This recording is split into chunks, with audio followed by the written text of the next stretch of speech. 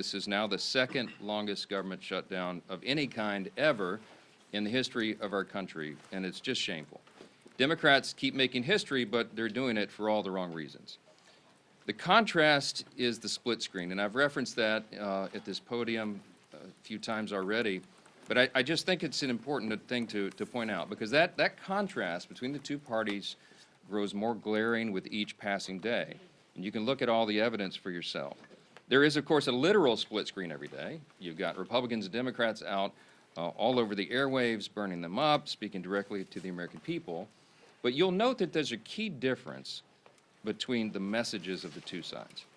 The Republicans are all repeating the same simple truth, and that is why that message is resonating with the American people, and that's what the polling indicates.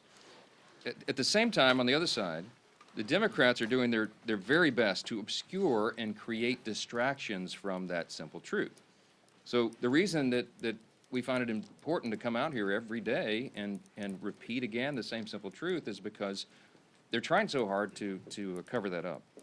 But there's also a figurative split screen. There's a literal one, but it's figurative as well. And I just wanted to spend a moment this morning and talk with you about that. On one side, you have the Republican Party, the party that controls the White House, the Senate, and the House. We call that unified government. It's the party that won the popular vote in every single swing state and made deep inroads with voters new to the Republican base. And we received that mandate gratefully, and we went immediately to work. So since the election in November, just in the last 9.5 months of this Congress, which began in January, Republicans have delivered incredible results for the American people. And we could stand up here and spend an hour going through just the bullet points and highlights of all that, but we put a few on the handy chart over here. But just think of what's been accomplished in the last 9.5 months. A couple of things listed here. We passed the historic Working Families Tax Cut, one of the most landmark pieces of legislation ever passed by the U.S. Congress for the benefit of the American people. We slashed taxes for hardworking Americans, geared for the lower and middle class earners who needed that assistance. We cut hundreds of billions of dollars in fraud, waste, and abuse from government. We solved the border crisis. We are working now to solve the crime crisis in major cities around America. We strengthened Medicaid. We improved health care access, and we lowered premiums with our legislation. We have restored peace through strength, thanks be to God, and we are ending wars around the globe. And we've restored common sense to a government that sorely needed it. That's part of the mandate that was given to us by the American people in the fall. And most recently, we did our jobs, and we passed a clean, nonpartisan CR to keep the government open for the people. Now look on the other side of that figurative split screen as demonstrated here. The lights are out. It's all dark. Why? Because what the Democrats have accomplished in 9.5 months is a government shutdown. A couple other things sort of related to that. You know, they have made a lot of TikTok videos. We'll give them credit for that. They've also assaulted law enforcement officers. One of them's on trial for that. They've openly embraced and rallied with communists and socialists, most recently across the country on Saturday. They voted to raise taxes on millions of hardworking Americans at the worst possible time.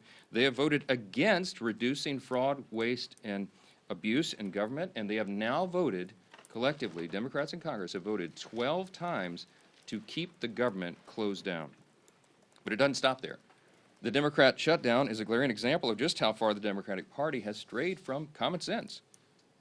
Remember the simple truth here. It was over a month ago now that we passed, the Republicans passed the clean, short-term, continuing resolution. It's nonpartisan.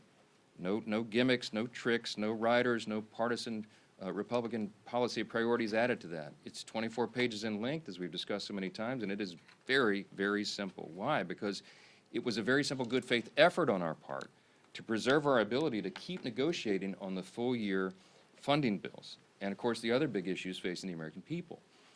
So we wanted to keep the lights on. But what did the Democrats do? Instead of receiving that, voting for it as they have always done in the past, they broke from history and they rejected that. And they offered a counterproposal. Ours was a clean CR. We call theirs a dirty CR, and you all know why. Because they added $1.5 trillion in new spending that would be a mandate, including hundreds of billions of taxpayer dollars for health care for illegal aliens. Go to page 57, section 2141 of what they filed. They want to restore funding for left-wing pet projects in foreign countries. And I've given you a list of some of the crazy things that they would include in that. $500 million for liberal news outlets like NPR and PBS on the backs of taxpayers, and the removal, remember, they wanted to eliminate the $50 billion that Republicans got signed into law by President Trump on July 4th to prop up our rural hospitals. And here's the kicker. The Democrats can't even agree on what they want right now. If you polled congressional Democrats on what it would take to reopen the government, you would not get a uniform answer. Every reporter in the room, by the way, should be asking them that question.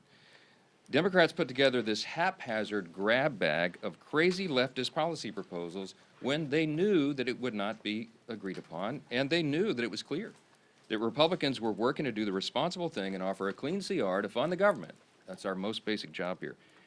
In their desperation now, they're trying their very best to somehow blame Republicans for the forthcoming health care crisis that they themselves created, by way of just very quick review, for the record, because they're trying to obscure this as well. Let's remember the true origins of the boondoggle that is American health care under Obamacare. Democrats wrote that bill. They passed it into law without a single Republican vote.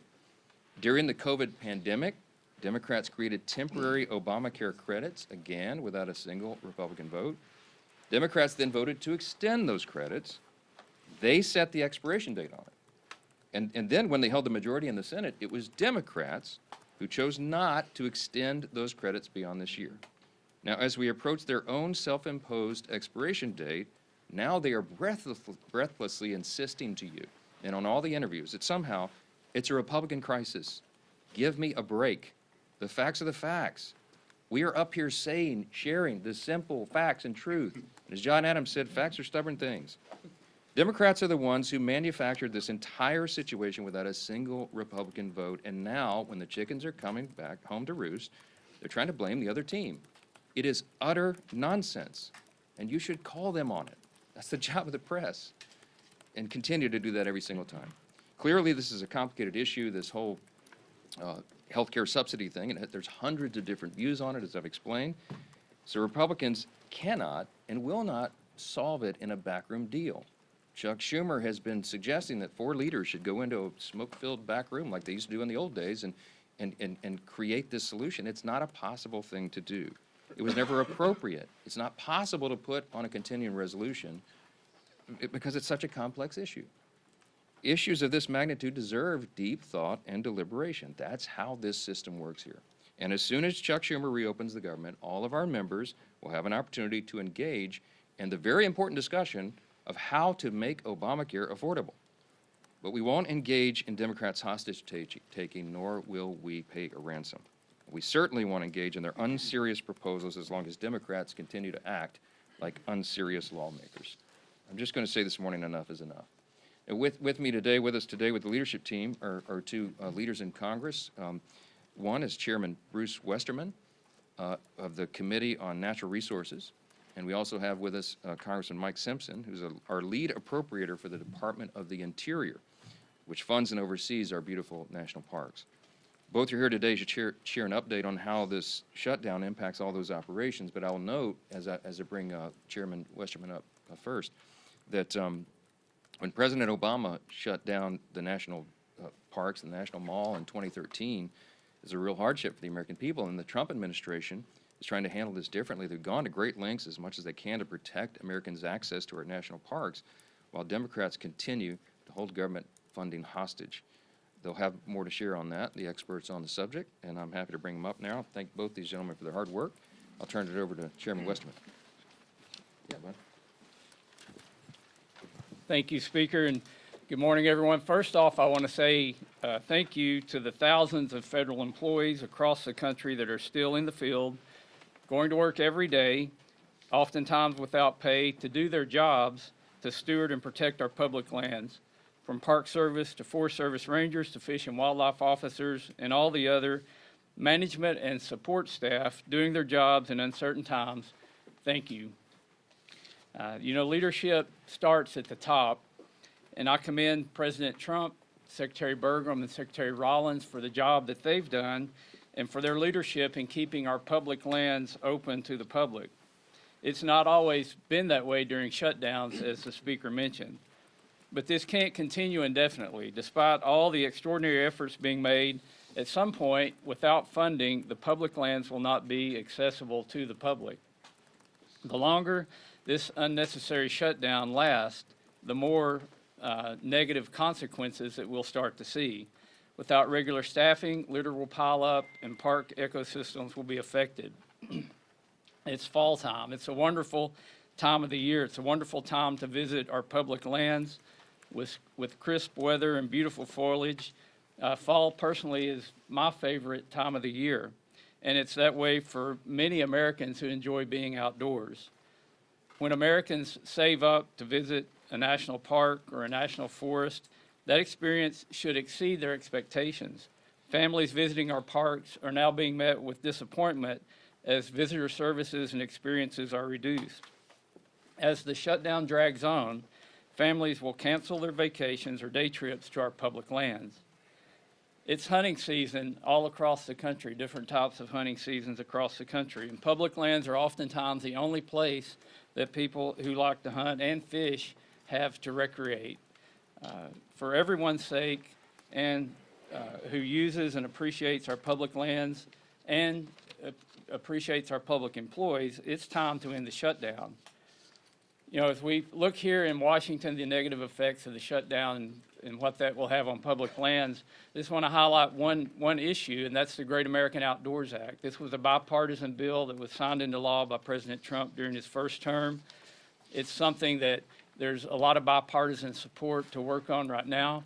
But, you know, tomorrow we had planned a field hearing on the Great American Outdoors Act so that we could reauthorize this piece of legislation that's putting as much as $1.9 billion a year into maintenance backlog on our federal lands. I've had an opportunity to visit many of these parks and to see the wonderful work that's being done. It's something that Republicans, Democrats, and independents, I think, all appreciate the fact that we're taking care of our public lands. But Congress is not here working on those issues because of the shutdown.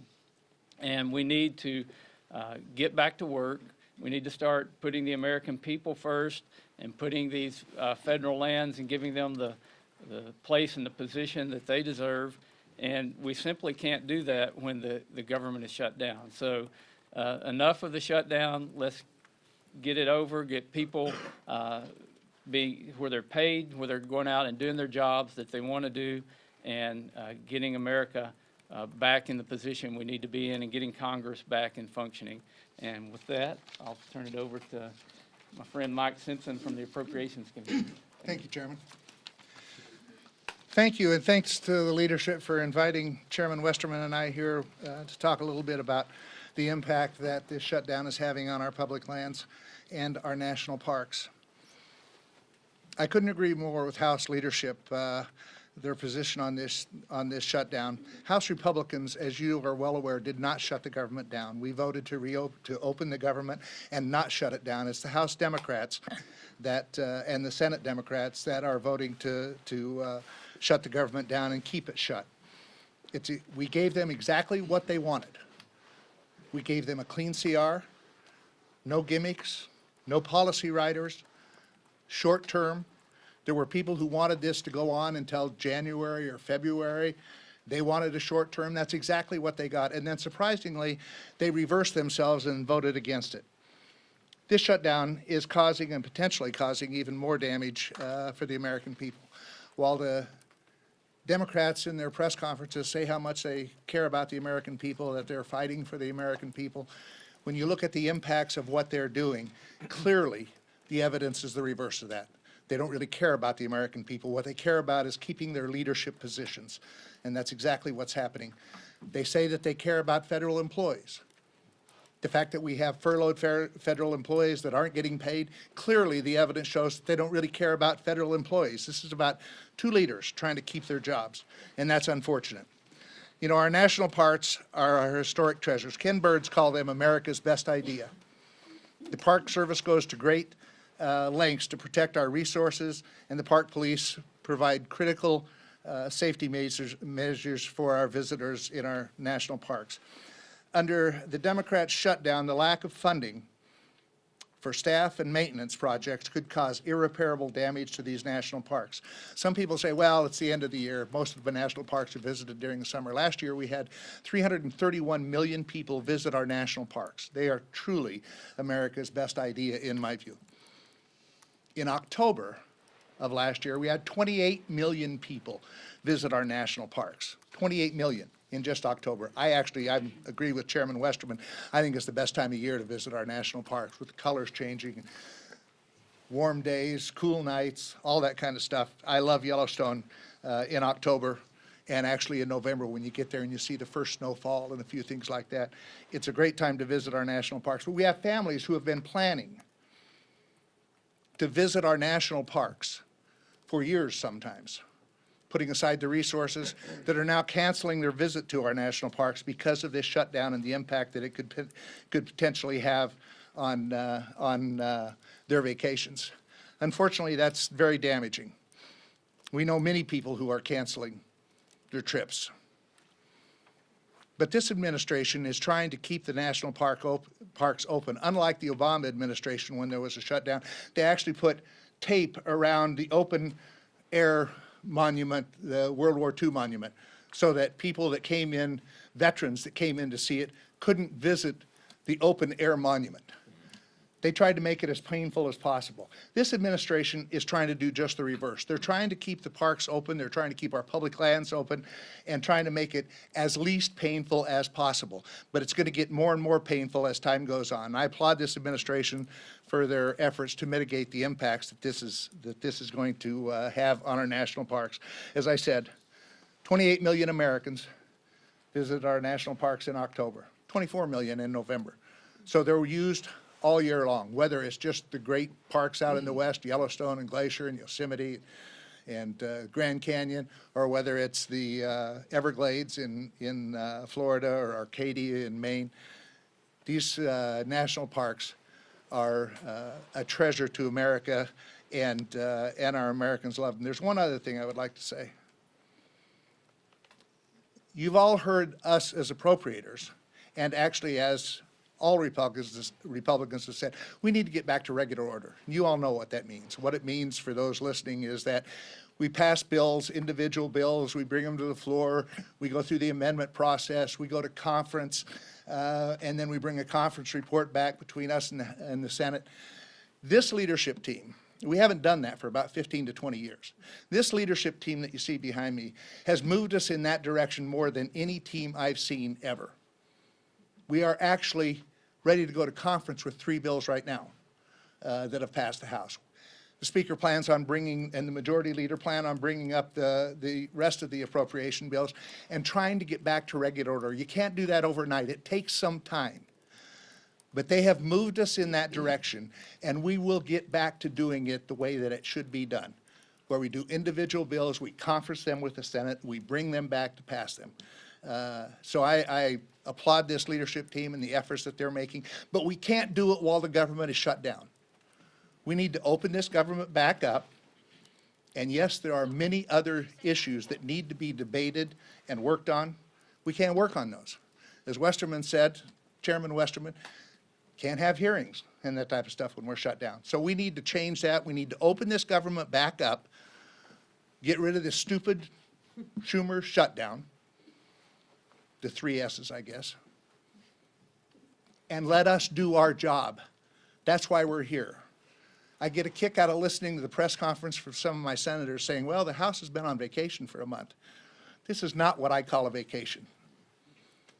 If they think showing up once a day and casting 1 vote is work, they need to come over to the House side and see what we're doing. We're working with our constituents, we're out talking to people, and we're back in Washington doing our job too. So we'll continue to do our job, end this stupid Schumer shutdown, and let us do our job. And now I'd turn it over to the great Majority Leader of the House, Steve Scalise. Thanks. Thank you, Chairman Simpson. Preach it. Appreciate as well Chairman Westerman and the work that these great chairmen continue to do to try to keep government functioning as best as possible in the midst of very difficult circumstances that Democrats themselves created. I do think it's important, as we're at this point, that we look back over the last 9 months and really look at the difference between the two parties in Washington. And Speaker Johnson laid a lot of this out. You can see the poster. But just think about what happens every day here. Republicans wake up every day working with President Trump to try to get this country moving forward, to address and fix problems that frankly were created by Democrats. And what does the Democrat Party do every single day? Every day they wake up and just see what President Trump is doing and find a way to oppose it. Doesn't matter what he wants to do. President Trump came into office day one, said he's going to secure America's border, was actually elected on it overwhelmingly. 80% of the American people agreed with President Trump and House and Senate Republicans who said that should be a priority. And we actually set course to do that. And we have done just that, secured America's border. And what did Democrats do every step of the way? They said no. They voted no to secure the border. President Trump said, we're going to try to get our economy back on track. We're going to stabilize the tax code so that no American family has a tax increase. Every American family was facing, on most cases, a 30+% tax increase. President Trump said no family deserves that. Let's stabilize the tax code and have no tax on tips, no tax on overtime, so blue-collar workers can actually have more money in their pockets and empower them to do more for their families. President Trump said that. We agreed. What did every Democrat in Washington say? No. They didn't just say no. They all voted no to that. President Trump said we ought to produce more energy in America. Chairman Westerman was at the heart of a lot of those policies. You actually had to change policy to do it. So Congress and President Trump worked together to lower prices at the pump. Every American family today is benefiting from those great policies because they're paying less when they fill up their car every single day. And you would think, gee whiz, that would be a good area where all people in Washington, Republicans and Democrats, come together. But because President Trump said yes, what did every Democrat say? No. Every Democrat voted no to lower your energy costs, just because President Trump said he was going to do it. President Trump also said, I'm going to do something that no president in decades had done, and that is modernize our air traffic control system. It seemed like at least once a month at some airport in America, big, medium, small, there was a near miss where an airplane almost ran into another airplane. In some cases, did tap or run into another airplane. And it was happening because our air traffic control system is still based on 1980s technology. I was actually a student of computer science and learned how to program computers in the 1980s when we had floppy drive disks. You have to Google what that is today because we don't even have them anymore, except where? At all of our major airports across America. LaGuardia running on floppy disks from the 1980s. And President Trump said, we ought to do something about that. We ought to fix it. How about we modernize our air traffic control system? Now, this isn't a new idea. You would say, well, gee whiz, why wasn't that done in the 90s, in the 2000s? For goodness sake, the computing technology on this iPhone is more modern and capability and competently technologically advanced than what a lot of our air traffic control systems are using, except it costs money. It costs billions of dollars. And so previous presidents, Republican and Democrat alike, just didn't have the time or the priority to find the money to go modernize that system. And so some days flights across America would get canceled.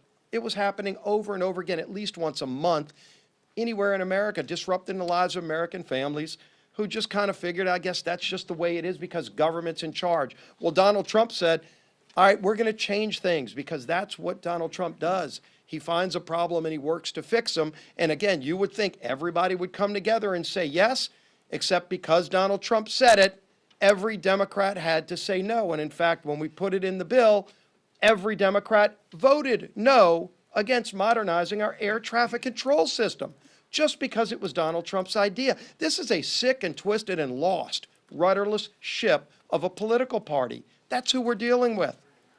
When the press asks, gee whiz, is there something else you can offer these folks in a negotiation to try to get this off a ramp and find a better way to get the government open?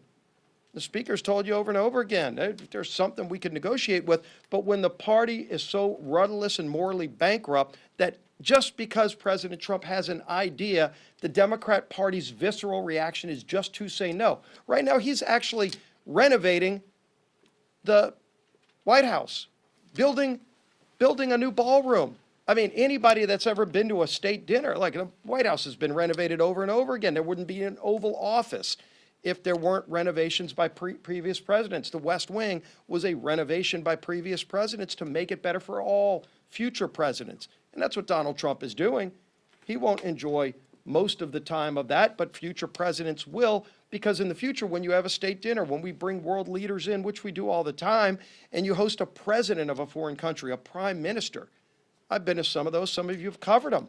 Where do you go? You walk outside of the White House in the rain sometimes to go to a tent, to host a world leader. That's what we do today. And President Trump said that's a disgrace. How about we do better? And not only did he say we were going to build a great ballroom that we can host these events, he funded it privately. He put up some of his own money. And you would think, well, gee whiz, at least they can agree to that. It's not even taxpayer money. It's going to be a permanent renovation that'll enhance the White House for all future presidents. What does every Democrat say? They say no to that. They say no to everything he does because they just are angry about the results of the election from last year. They're upset with the American people because the American people said we want somebody who's going to wake up every day and say, how can I solve Middle East peace? I'm not going to take no for an answer. I'm not going to take the old failed ways of doing it for an answer. I'm going to figure out a way to go do it, and he does. How do I work to help improve the lives of Americans? He goes and finds a way to say yes, and because he says yes, Democrats find a way to say no. It's a disgrace. It's a disgrace, but now it's having real impacts on American families. With this shutdown, it's not just their everyday feud with Donald Trump. It's become now a problem where American families are paying the price. Let's talk about what just came out a couple of days ago. The USDA sent a letter to all of the states saying, quote, if the current lapse in appropriations continues, there will be insufficient funds to pay full November SNAP benefits for approximately 42 million individuals across the nation. 42 million people across America are going to suffer from those SNAP benefits that they count on. Right before Thanksgiving, because Chuck Schumer and Democrats are so angry with President Trump that they just want to find a way to say no. And when they say no, now they're saying no to 42 million families who will go without food so that Democrats can show their far left radical base that they're fighting President Trump. As if they've got to show off to some radicals who come march on the mall and hold up effigies to murder the president, 8647, you saw the signs. Over 800,000 people in my home state of Louisiana get food benefits through the SNAP program. Yesterday we talked about Senator Ossoff, who one Senate aide said on the record to The Hill in that article, said that he's more afraid of if he votes to open the government, he will lose the clicks he's getting from foreign states and the small donor donations that add to about $3 million. That's what he's afraid of. Well, let's look at Senator Ossoff's state of Georgia. 1.4 million people are going to face losing SNAP benefits just in his home state. Now, does he want each of them to send about $2 each to him to make up for the $3 million he's getting from California, in Illinois, in New York, in Minnesota? Is that what it's going to take? Because he's causing pain on people in his home state by voting no. Maybe he needs to go on vacation instead of showing up every day, as Senator Simpson said, showing up to vote no to inflict pain on 1.4 million people in the state of Georgia. That's what he's doing. So this is having real impacts on real families. We're here working, and the House has passed the bill, despite 99% of Democrats voting no. Again, President Trump said yes, they say no, doesn't matter what the issue is. And the American people are sick and tired of it because now it's affecting them. Over 40 million low-income Americans are the ones who qualify for SNAP benefits. They're going to be denied food starting in November, according to USDA, because these guys just want to show their far-left radical base that they hate President Trump. It's disgusting, and it's having a devastating impact on millions and millions of Americans across the country. Our whip, Tom Emory.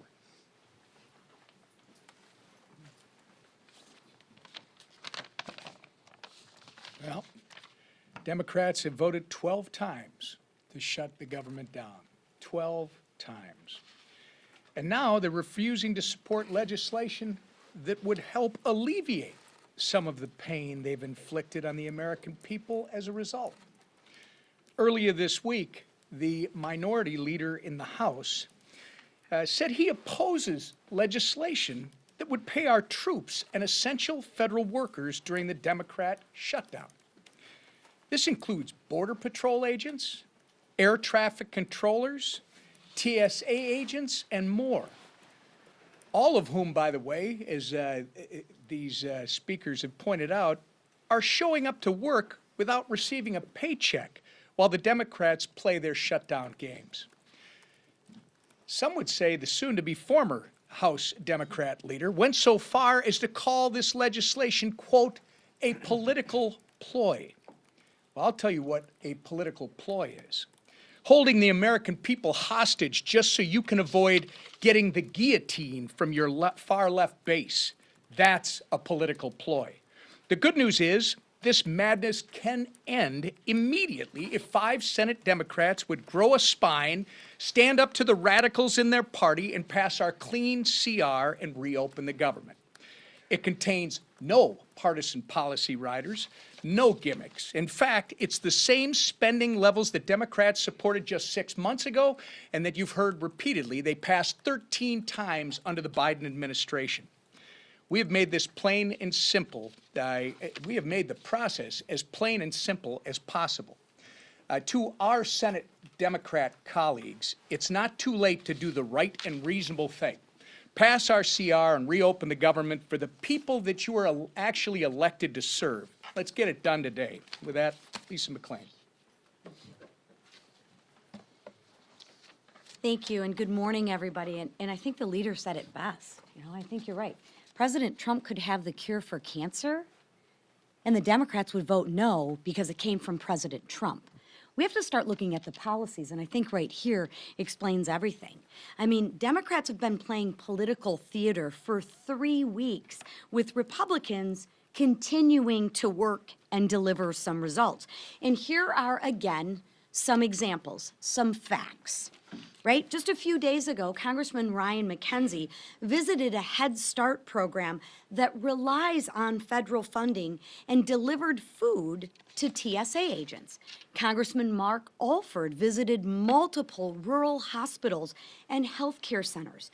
And Congressman Jeff Crank met with credit unions to ask for flexibility with federal employees who are actually missing paychecks. Real families are paying the price for the Democrats' shutdown. And what are the Democrats leveraging the shutdown to get? Ask yourself, what is their leverage? More wasteful spending? While Republicans are working at home, Democrats are fighting for weird programs, like halfway across the world. Right? Think about it. Just think about it for a minute. They're sacrificing Head Start right down your street to produce Iraq Sesame Street. So they'd rather spend money on Iraqi Sesame Street than fund your Head Start programs. But President Trump is, the bad guy for putting America first. Scratch your head on that one. They're risking the safety of American skies for LGBTQI programs in the Balkans, right? Putting the Balkans over the safety of our skies. They're jeopardizing millions of paychecks to Americans to support woke programs in Honduras, Zimbabwe, Mexico, Venezuela, and Lebanon. Okay. I don't know about you, but I think that is absolutely shameful. Let me be clear. A shutdown should never be used as leverage for more wasteful spending, and especially when that spending isn't here on American soil. But that's what Schumer's dirty deal is doing. You heard me talking about it the other day. And you heard our speaker talk about it, the split screen, clean CR to work for the American people, Schumer's dirty deal CR to work for everybody but the American people. Wasteful spending at the expense of American people is not what this shutdown is about. But I want to let the American people know, Republicans will not cave to Schumer's dirty deal. We will not cave to their wasteful spending. We will hold the line, and we will. I promise you, we will continue to work for the men and women and families who serve, protect, and build our great nation. Thank you. Questions? Chad, go ahead. Good morning, thank you. Sir. Can you characterize some of the dissonance inside your conference about the strategies that Republicans have? There was some criticism on the call yesterday saying that this shutdown strategy is old and Republicans need to have a new tack. That was the word that was used. There was one member of the Republican conference. These are supposed to be, confidential off-the-record calls among colleagues, but some of you guys listen in, and I make a pleading at the beginning of every call that you wouldn't do that and wouldn't characterize it, but whoever the leak is, whatever. Beth Van Dyne was quoted. Beth is a dear friend. We've had lots of conversations about this. She was not complaining. It was not dissonance, Chad. She was pointing out that we have a lot of important work to do before the end of the year, and it was a very pleasant, constructive comment about strategy. You all have heard me say from the podium a few times, we're not pursuing a political strategy here. We're not. We're just simply trying to get the government open, and that's why the nonpartisan clean CR was the obvious vehicle to do that. And so we're not making political calculations here. We're making calculations on behalf of the American people. How can we get the government operating as soon as possible so they can get all these vital services and paychecks restored? And that's what this is about. So, I mean, if you called each individual House Republican right now, we're almost 100%, probably 99.8%, okay, of every House Republican understands exactly why we're in the situation we're in. Are we all anxious to get back to work here for regular legislative session? Absolutely. And she wanted the House to come back with the session. No, that's not what she said. If you had listened in directly on the phone, you would know. You can ask her about it. No, she said the message is feeling old, and I said, you know what, Beth, you're right, because we come out here and say the same thing over and over every day, but there is a method to that madness, because as I explained in my comments here, we have to repeat the simple truth over and over. Why? Because the Democrats are in an all-out assault on the truth. They're trying to obscure and distract, and you see all the different shiny objects they're trying to make everyone look at every day. I will tell you that the best evidence I have for you this morning, so that you know that the Democrats caused this shutdown, is because if the Republicans were responsible for this shutdown, that would lead the news in every mainstream media outlet every single night. It would be top fold of every newspaper on the front page every single day. Some of the mainstream media outlets aren't even covering it right now. Why? Because they're trying to give cover to the Democrats who have caused this. I mean, look, everybody knows the facts. The American people are not stupid. And we're in here every day appealing to their common sense and relaying the facts. And thankfully, those facts are saturated. Mr. Yes. Speaker, Yes. I do want to point out that the shutdown's led the Today Show for about the last 2 weeks. Oh, good, thank you for that. Okay, thank you, Today Show. Thank you. Make sure you're clear about Thank that. Secondarily, some of your Republican colleagues have raised concerns about the Trump administration opening up the market to Argentinian beef farmers, saying that it could prioritize them over American beef farmers. What do you say to your Republican colleagues about that move by the administration, and what are you doing as a Republican Congress to help American farmers, beef farmers in particular? Well, we're doing a lot of work. We had some discussion on that yesterday, and I don't know the latest developments, but I can tell you there have been some over the last 24 hours. Harriet Hageman is one of the members of Congress from Wyoming, and she has lots of cattle ranchers and was articulating some of their thoughts and ideas, and she was connected to USTR and to the White House, and they're having those thoughtful discussions. The White House doesn't want any unintended consequences. What they're trying to do is improve the lives of everyday Americans, make our economy work again, and make sure that we are treated fairly by trading partners around the world. And there's lots of complications and a lot of moving parts when you're talking about trade agreements, renegotiating old trade agreements between, over 100 nations all at once. But they've done an extraordinary job, and they're working to fine-tune all those details, and you'd have to direct specific questions about it to the White House, because I don't really know. Yes, ma'am. Leader Thune said it's time for the House to start thinking about coming back and passing a longer-term CR. How long should the next CR go until, and would you be open to a year-long CR? No, I'm not sure that's what he said. I mean, he and I visited yesterday for about an hour, and Leader Thune and I are 100% aligned on all of this, as we are with the president. In fact, Leader Thune and I spent some time with the president on the phone yesterday about all this, and I was with the president in the White House the night before for a couple of hours. What we're talking about is that obviously the calendar is being eaten up by all this political nonsense by the Democrats. And I used the word, it's getting a little dicey in here yesterday. Some of you quoted, Chad quoted me, I saw it this morning. I don't know how else to describe it. Look, we're running out of time to do very important, necessary things. And as Mike Simpson, Chairman Simpson pointed out here earlier, as one of the lead appropriators, chairman of one of those subcommittees, he noted that the date of November 21 was decided upon by the experts in the field, the appropriators themselves, in a bipartisan agreement. They agreed they needed 7 more weeks. Some people, as Chairman Simpson noted, some people wanted the CR to go all the way into the middle of next year, and there was all sorts of varying opinions. But the Republicans and Democrats on the Appropriations Committee came together and agreed on that appropriate date, but it was calculated to allow enough time to finish the job. I think all of them, when they decided upon that date, were in good faith, and they said, and the Democrats said to us, please make it clean. Please don't add Republican priorities, because then we can get the job done.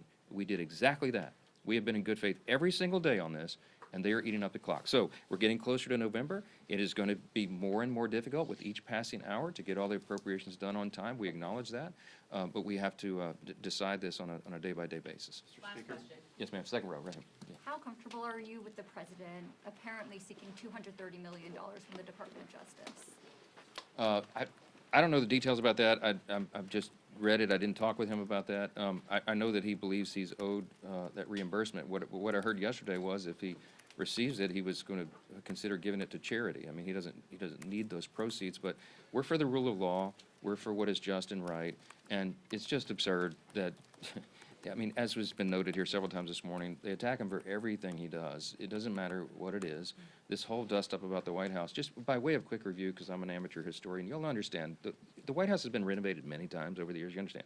I mean, it was built between 1792 and 1800, right? The British burned it down practically in 1814, and then they rebuilt it in the early 1820s. And ever since, like, we've had many presidents renovate and add things to the White House. Teddy Roosevelt built the whole West Wing. Who was it? FDR, Taft, I think, added the Oval Office. FDR made additions. I mean, Truman ripped everything up to put a bowling alley in. FDR had added the swimming pool, I think. Barack Obama added a basketball court. President Trump's going to add the greatest improvement to the White House in the history of the building since it was originally constructed in 1800. The ballroom is going to be glorious. It's going to be used for everybody. And by the way, hey, Democrats, if you win the White House back, you get to use it too. This is for the American people, and he's using private funds to do it. How in the world could they oppose that? The only logical reason is because they have Trump derangement syndrome, and that's what explains a lot of this. 2 things. They want to oppose the president, and Chuck Schumer and Hakeem Jeffries are scared that they're going to lose their jobs. We all know that. I've said it over and over. It is an objective fact, and you can see it themselves. I wish that you guys would chase them down and call them up and ask them what it is they're demanding. This madness in the counterproposal, what I told you about, is the offer still on the table? They can't even articulate what they want. You know why? Because this was never about a solution on health care or anything else. This was about a spectacle. It was about a political distraction, and it was so that they could show a fight to the Marxist left in the Democratic Party. Look at the split screen. I'll leave you with that. Thanks so much.